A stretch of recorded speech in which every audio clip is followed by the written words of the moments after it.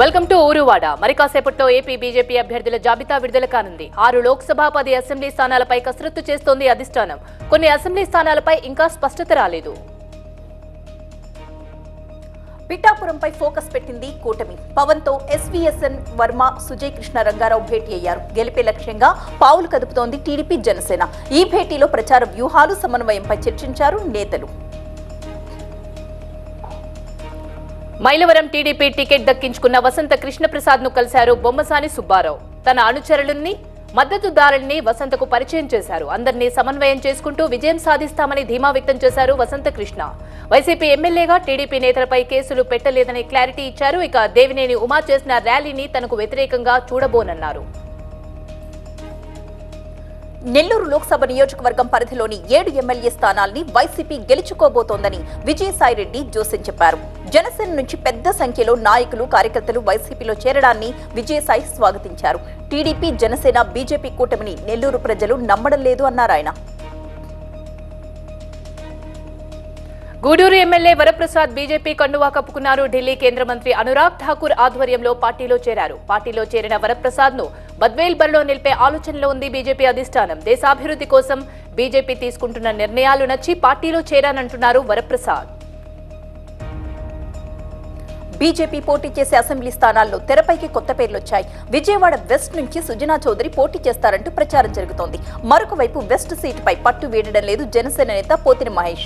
ఇప్పటికే టికెట్ బీజేపీకి ఖరారైనట్లుగా తెలుస్తోంది. సుజనా లోక్సభ బదులు అసెంబ్లీకి పోటీ చేస్తారన్న ప్రచారం జరుగుతోంది. ధర్మవరం అసెంబ్లీ టికెట్ సత్యకుమార్కే అంటూ వార్తలొస్తున్నాయి. శ్రీకాకుళం జిల్లా నివగాంలో తన అనుచరులతో బహిరంగ సభ ఏర్పాటు చేశారు మాజీ ఎమ్మెల్యే కలమట వెంకటరమణ. ఈ సభకు 5 మండలాల నుండి భారీగా తరలివచ్చారు తన అనుచరులు. పాతపట్నం నియోజకవర్గం టికెట్ కమటను కాదని మామిడి గోవిందరావుకు కేటాయించారు. అయితే దానిపై ఆగ్రహం వ్యక్తం చేశారు అనుచరులు. చివరి వరకు తనకే టికెట్ అని చెప్పి ఎంపీ రామ్మోహన్ నాయుడు, అచ్చెన్నాయుడు మోసం చేశారంటూ మండిపడ్డారు కలమట. రాబోయే 10 ఏళ్లలో రాష్ట్రాన్ని ఎలా అభివృద్ధి చేయాలో తెలిసిన వ్యక్తి చంద్రబాబు అని చెప్పారు పెమ్మసాని చంద్రశేఖర్. రాష్ట్రానికి వచ్చిన ఎన్నో పరిశ్రమల్ని వైసీపీ ప్రభుత్వం రాకుండా చేసింది అన్నారు. దానివల్ల జగన్ ఏం సాధించాడో చెప్పాలన్నారు. యువత తలుచుకుంటే రాష్ట్ర రాజకీయాలు మారిపోతాయని, యువత అభివృద్ధి భవిష్యత్తుకు మంచి బాటలు వేస్తుందని అన్నారు. యువత రాబోయే ఎన్నికల్లో సరైన నిర్ణయం తీసుకుని టీడీపీని గెలిపించాలన్నారు. లోక్సభ ఎన్నికల్లో గెలుపు కోసం అనుసరించాల్సిన వ్యూహంపై చర్చించేందుకు బీజేపీ పదాధికారుల సమావేశం జరిగింది.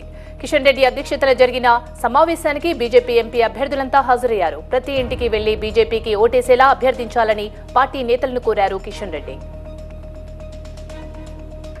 6 గ్యారంటీల పేరుతో తెలంగాణ ప్రజల్ని సీఎం రేవంత్ రెడ్డి మోసం చేస్తున్నారని విమర్శించారు కిషన్ రెడ్డి. పథకాల అమలు కోసం కేంద్రం డబ్బులివ్వాలని కోరడం విడ్డూరంగా ఉందన్నారు. రాహుల్ గాంధీ ఈ జన్మలో కాదు, వచ్చే జన్మలో కూడా ప్రధాని కాలేరు అన్నారు కిషన్ రెడ్డి. కొన్ని యూట్యూబ్ ఛానల్స్ ను బీఆర్ఎస్ వర్కింగ్ ప్రెసిడెంట్ కేటీఆర్ హెచ్చరించారు. అధికార పార్టీ ఇచ్చే డబ్బులకు ఆశపడి సోషల్ మీడియాలో ఫేక్ న్యూస్ ప్రచారం చేస్తున్నారని మండిపడ్డారు. ప్రజలను తప్పుదోవ పట్టించడం సరికాదన్నారు.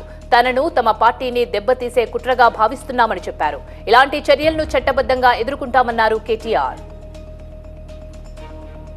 కాంగ్రెస్ అధికారంలోకి వచ్చాక రాష్ట్ర వ్యాప్తంగా 180 మంది రైతులు ఆత్మహత్యలు చేసుకున్నారని అన్నారు హరీష్ రావు. రైతుల ఆత్మహత్యల పాపం కాంగ్రెస్ పార్టీది అని మండిపడ్డారు. నీళ్లు లేక 20 లక్షల ఎకరాల పంటలు ఎండిపోతున్నాయని అన్నారు.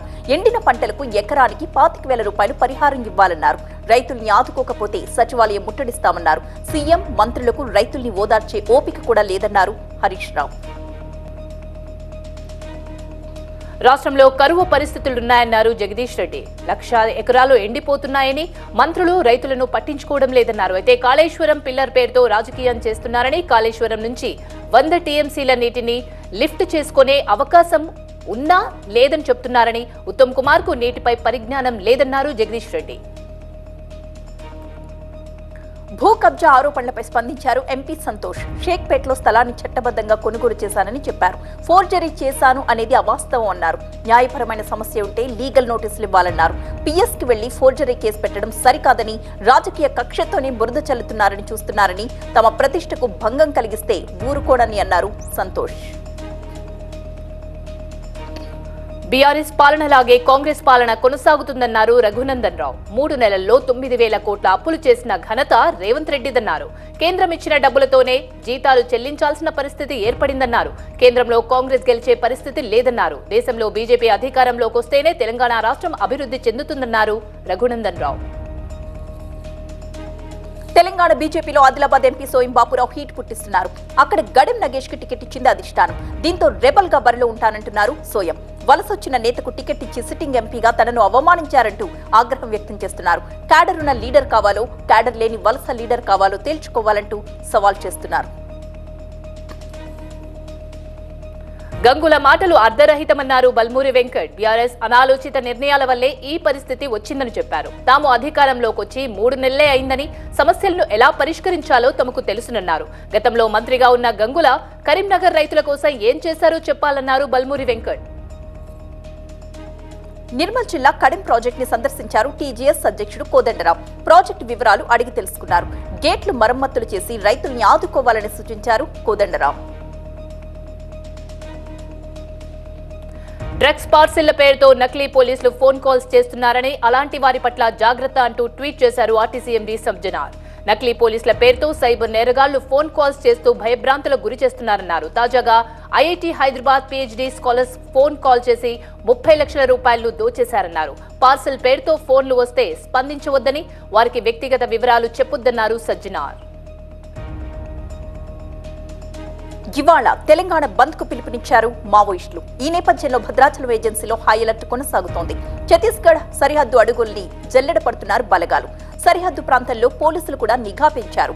ఛత్తీస్గఢ్ నుంచి వచ్చే వాహనాలు తనిఖీలు చేస్తున్నారు పోలీసులు.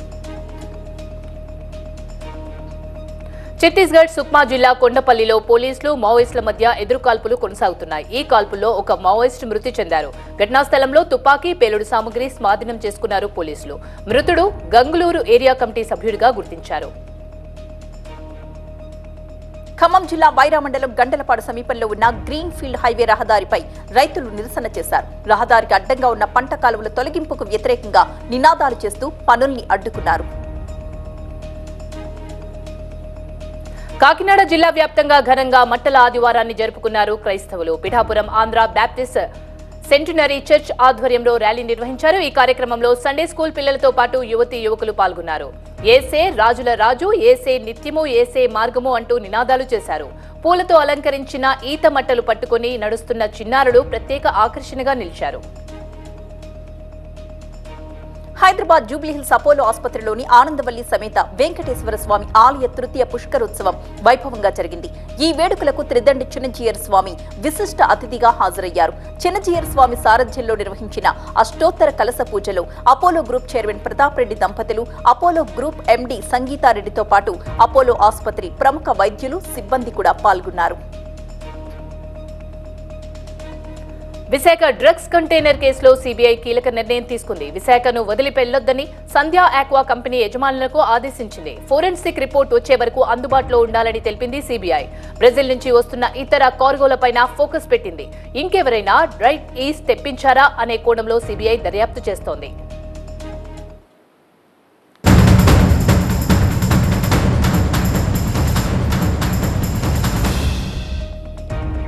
డ్రగ్స్ బోట్ వ్యవహారంతో చేపల ఎగుమతికి విఘాతం కలిగిందని ఆరోపించింది విశాఖ మెకనైజ్డ్ ఆపరేటర్స్ అసోసియేషన్. విదేశీ ఎగుమతులపై నిషేధం విధించే ప్రమాదం ఉందని ఆందోళన వ్యక్తపరిచింది. డ్రగ్స్ కంటైనర్ వ్యవహారంపై సమగ్ర దర్యాప్తుకు డిమాండ్ చేశారు ఆ సంఘం అధ్యక్షుడు జానకి రామ్. ప్రణీత్ రావు ఫోన్ ట్యాపింగ్ కేసులో కీలక మలుపు తిరిగింది. భుజంగరావు, తిరుపతన్నకు నాంపల్లి కోర్టు 14 రోజుల రిమాండ్ విధించింది. వీరిద్దరినీ చెంచల్గూడ జైలుకు తరలించారు పోలీసులు. భుజంగరావు, తిరుపతన్న బెయిల్ పిటిషన్ తిరస్కరించింది కోర్టు. శ్రీ సత్యసాయి జిల్లా కొత్త చెరువు కిడ్నాప్ కేసులో పురోగతి సాధించారు. కిడ్నాపర్ల వాహనాలను వెంబడించి మదిగుబ్బ దగ్గర ఒక వాహనాన్ని పట్టుకున్నారు. 5గురిని అరెస్ట్ చేసి కొత్త చెరువు పిఎస్ కు తరలించారు. మరో వాహనంలో చలపతిని తరలించారు కిడ్నాపర్లు. అయితే నిందితుల కోసం గాలిస్తున్నారు పోలీసులు. రంగారెడ్డి జిల్లా రాయకల్ టోల్ ప్లాజా దగ్గర పోలీసుల తనిఖీల్లో 16,50,000 రూపాయల నగదు దొరికింది. నగదుతో పాటుగా 5.5 కిలోల వెండిని కూడా స్వాధీనం చేసుకున్నారు. వనపర్తి నుంచి హైదరాబాద్ కి నగదు తరలిస్తున్న జయదేవ్ అనే వ్యక్తిని అదుపులోకి తీసుకున్నారు. హైదరాబాద్ మున్సూరాబాద్ డివిజన్ జడ్జ్ కాలనీలో గోశాలలో దుండగులు దారుణానికి పాల్పడ్డారు. గోవులకు మత్తుమందు ఇవ్వడంతో 3 గోవులు చనిపోగా మరో 2 గోవుల పరిస్థితి విషమంగా మారింది. మరో 3 గోవులను ఎత్తుకెళ్లారు. అయితే గోవులపై దాష్టికానికి పాల్పడిన దుండగులను అరెస్టుకు డిమాండ్ చేశారు కార్పొరేటర్ నరసింహారెడ్డి. వరంగల్ జిల్లా దుగ్గొండి మండలం మైనంపల్లిలో ఒక వివాహిత అనుమానాస్పద స్థితిలో మృతి చెందింది. ఒంటిపై గాయాలు, ఇంట్లో డబ్బు, బంగారం మాయం కావడంతో హత్యగా అనుమానిస్తున్నారు స్థానికులు. పోలీసులు భిన్న కోణాల్లో దర్యాప్తును ప్రారంభించారు. భూపాలపల్లి జిల్లా పోలీస్ శాఖలో ఉన్నతాధికారుల అరెస్టు వ్యవహారం కలకలం రేపుతోంది. పోస్కో కేసులో ఒకరు ఫోన్ ట్యాపింగ్ కేసులో మరొకరు దొరికిపోవడంతో వారికి సంబంధం ఉన్న అధికారులు భయంతో వణికిపోతున్నారు. హైదరాబాద్ పబ్లిక్ గార్డెన్స్ లో మహేశ్వరి సమాజ్ గార్డెన్ గ్యాలరీ ఆధ్వర్యంలో హోలీ సంబరాలు మిన్నంటాయి. ఈ వేడుకలకు హైదరాబాద్ బీజేపీ పార్లమెంట్ అభ్యర్థి మాధవీలత హాజరై సందడి చేశారు. ఢిల్లీ సీఎం కేజ్రీవాల్ అరెస్టుకు నిరసనగా ఇండియా కూటమి మెగా మార్చ్ కు సిద్ధమైంది. ఈ నెల 31న ఢిల్లీలోని రామ్లీలా మైదానంలో బహిరంగ సభ జరపనుంది. రాజకీయ నాయకులను బెదిరింపులకు గురి చేయడంతో పాటు విపక్షాలను అడ్డు తొలగించుకునేందుకు కేంద్ర దర్యాప్తు సంస్థల్ని బీజేపీ ఉపయోగించుకుంటోందంటూ ఆప్ నేతలు మండిపడుతున్నారు. జమ్మూ కాశ్మీర్ మాజీ సీఎం ఒమర్ అబ్దుల్లాపై మండిపడుతున్నారు శివసేన కార్యకర్తలు. మహారాష్ట్రలోని పూణేలో ఒమర్ అబ్దుల్లా దిష్టిబొమ్మను దగ్ధం చేశారు. శ్రీనగర్లో మహారాష్ట్ర భవన్ నిర్మించాలని సీఎం ఏక్నాథ్ షిండే ప్రయత్నిస్తుంటే ఒమర్ అబ్దుల్లాతో పాటు మాజీ సీఎం ఫరూక్ అబ్దుల్లా అడ్డుకుంటున్నారని మండిపడుతున్నారు. కేంద్రం ఆప్పై కక్ష కట్టిందన్నారు పంజాబ్ సీఎం భగవంత్ సింగ్ మాన్. కేజ్రీవాల్ ను అక్రమంగా అరెస్ట్ చేసి వేధిస్తున్నారని ఆరోపించారు. మరోవైపు కేజ్రీవాల్ అరెస్టుకు నిరసనగా ఢిల్లీలో ఐటీఓ ఫుట్ఓవర్ బ్రిడ్జ్ పై ఆప్ మహిళా కార్యకర్తలు నిరసన వ్యక్తం చేశారు. కేరళ తిరువనంతపురంలో పామ్ సండే వేడుకలు ఘనంగా జరుపుకున్నారు క్రైస్తవులు. ఈ వేడుకలకు కాంగ్రెస్ సీనియర్ నేత శశి థరూర్ కూడా హాజరయ్యారు. ఎర్నాకులంలో ఉన్న పామ్ సండే సందర్భంగా శాంతి ర్యాలీ తీసి చర్చిల్లో ప్రత్యేక ప్రార్థనలు చేశారు. మధ్యప్రదేశ్ బోధ్శాలా మసీద్లో 2వ రోజు ఆర్కియాలజీ సర్వే కొనసాగుతుంది. అక్కడ హిందూ ఆలయం ఆనవాళ్లు ఉన్నాయంటూ దాఖలైన పిటిషన్ ఆధారంగా సర్వేకు ఆదేశించింది కోర్టు. పార్లమెంట్ ఎన్నికల వేళ అసోంలో ఫ్లయింగ్ స్క్వాడ్ తనిఖీలు ముమ్మరం చేసింది. తాజాగా జరిపిన తనిఖీల్లో దేశీయ లిక్కర్ తో పాటుగా ఫారెన్ మందు బాటిల్స్ కూడా భారీగా సీజ్ చేశారు పోలీసులు. కేంద్ర మంత్రి రాజీవ్ చంద్రశేఖర్ కేరళలో పర్యటించారు. తిరువనంతపురంలోని కరమన ఆలయాన్ని సందర్శించారు. కేంద్ర మంత్రికి స్థానిక నేతలు, అధికారులు ఘన స్వాగతం పలికారు. హోలీ పండుగ వేళ దుకాణాలు కొనుగోలుదారులతో సందడిగా మారాయి. కలర్స్ కొనేందుకు పిల్లలు, పెద్దలు భారీగా తరలివస్తున్నారు. మధ్యప్రదేశ్ మాజీ సీఎం శివరాజ్ సింగ్ చౌహాన్ షొహారోలో బగోరియా మేళాకు హాజరయ్యారు. సంప్రదాయ వస్త్రధారణలో స్థానికులతో కలిసి ఆడిపాడారు. హిమాచల్ ప్రదేశ్ కుల్లు జిల్లాలో బైరాగి కమ్యూనిటీ ప్రజలు హోలీ వేడుకలు గ్రాండ్ గా జరుపుకున్నారు. కొంతమంది రంగులు పూసుకుంటూ మరికొంతమంది పాటలు పాడుతూ ఎంజాయ్ చేశారు. జమ్మూ కాశ్మీర్ లేహ్ లో సైనికులతో కలిసి హోలీ వేడుక జరుపుకున్నారు రక్షణ మంత్రి రాజ్నాథ్ సింగ్. ఆర్కేడ్ ఫారెక్స్ సిబ్బంది రంగులు పూసి స్వీట్లు అందించారు. అయితే సరిహద్దుల్లో గస్తీ కాస్తున్న సిబ్బందిని అభినందించారు రాజ్నాథ్. సముద్రపు దొంగల్ని కోర్టులో ప్రవేశపెట్టారు ముంబై పోలీసులు. 35 మంది సొమాలియా దొంగల్ని ఇండియన్ నేవీ పట్టుకుని నిన్న ముంబై పోలీసులకు అప్పగించింది. వారిని ఇవాళ జడ్జి ముందు హాజరుపరిచారు.